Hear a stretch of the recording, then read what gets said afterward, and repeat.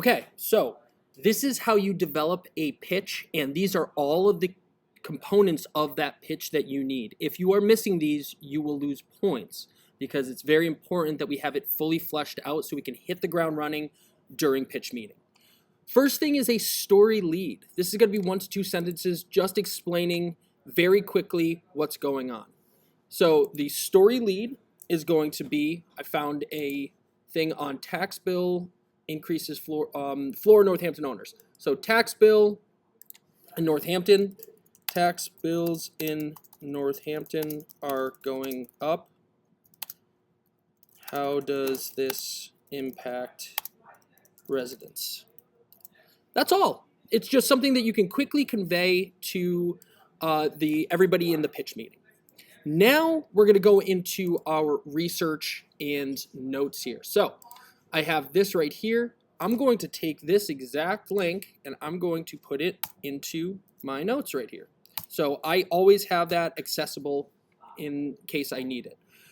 Going back over here, they start to talk to some property owners here. But what I'm looking at is people that represent the city here. So for instance, if I go down, City Assessor Mark Dottrill, again, you want to definitely figure out how to say their name as well.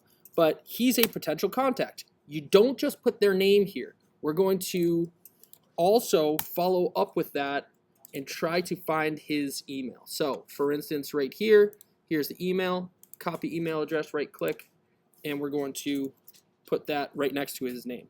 We're also going to take inside of that staff directory, he is the principal assessor. So we have his name, his title, and his contact information here.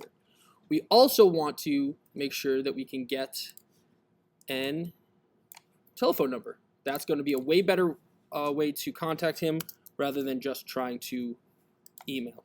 Emails take forever. So that's one person. Another person that is on this staff here is potentially these two right here. But let's go back to the article, see if there's anything else that we can see here. Real estate information, Warren Group. We're going through. We're going to read this, obviously. One thing that you're going to see is Northampton resident, right? So you can start to kind of piece together this. A resident of Northampton who owns property. And then we're going to go in and get a little bit more on that. So those are your contacts. That's your research. And we're also going to develop the actual script. The actual monologue is going to come in a second. That's going to be another tutorial.